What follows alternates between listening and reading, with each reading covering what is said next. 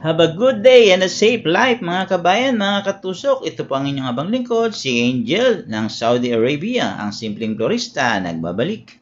Ngayon po ay gagawa ko ng kaida arrangement na may pabango.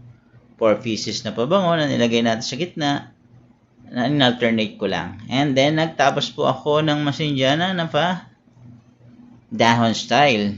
Magmula sa malaki hanggang sa paliit. Nilayer ko lang siya pababa para matakpan ang ating floral foam. At magkaroon ng design din, nagbilot lang ako ng masinjana sa likod at tinusok-tusok ko lang. At yung ating tangkay ng ating sunflower ay tinanggalan ko na ng petals at dahil luma na, ay ginawa ko na lang design. And then, nagbuka na ako or nagpabuka na ako ng ating rosas. White roses. Ibinuka natin para magmukhang malaki. Para malaki-laki ang sakop niya. Ganun lang ang ginawa natin. Nilaki natin. Then, tinusok-tusok na. Naglagay din tayo ng ating light violet na roses. Bubuka lang din natin siya at ilalagay natin sa bawat side or magkabilang sulok-sulok. Yan. Ganyan lang po ang ating gagawin. Alternate lang yung tusok. Tingnan lang natin kung saan maganda yung pwedeng ilagay, ay ilalagay natin. Huwag matakot magtusok at mag-design. Kung mali naman, ay pwede naman tanggalin at ilipat sa ibang pwesto. Basta as long ay alam mo kung ano yung idea na gusto mo, ay tusok mo lang yan. Then, naglagay din tayo ng baby roses na light mauve or light violet. Tusok lang din natin yan. Ikalat lang din natin. May mahaba, may maiksi ang kabit natin. Scattered lang natin yan sa bawat side or sa bawat gusto nating tusukan. Then pagkatapos yan ay maglalagay din tayo ng ibang kulay. Lalagay din tayo ng sukari na kulay or yung light beige. Scattered lang din natin yan hanggang sa masakop natin lahat ang ating floral foam. At yung magustuhan nating sukat or yung pinaka-design, shape, ay magawa na natin. Tapos na natin ang ating stand or kaida bouquet. Yan. Ganun lang po kadali ang maggawa ng mga base or mga bulaklak na gusto mong gawin. Basta huwag ka lang matakot na gawin ang gusto mong idea.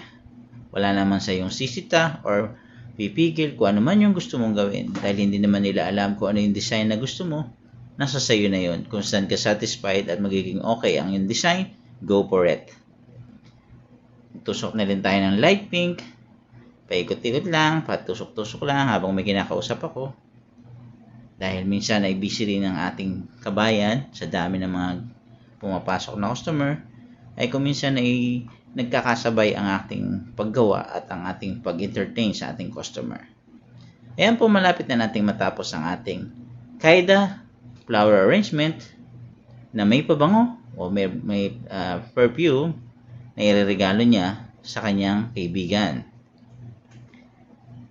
Malapit na natin maubos o matapos ang ating baby roses, maglalagay din tayo ng ating accessoire na mop. Yan.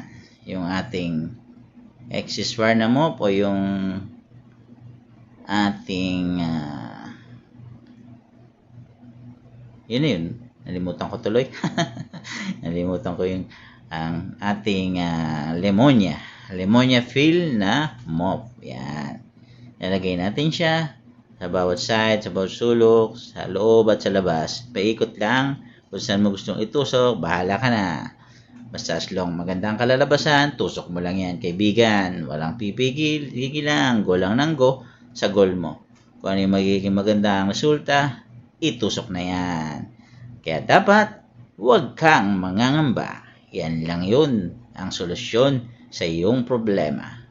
Basta ikaw ay isang marunong magdumiskarte at marunong mag-design, magandang kalalabasan. Ayan po, tapos na po ang ating kaida arrangement worth 150 SR. I hope you like it. Paki-share and follow and like naman po. At paki-comment kung saan nakarating ang aking video para mapasalamatan ko kayo. Hanggang sa susunod na video.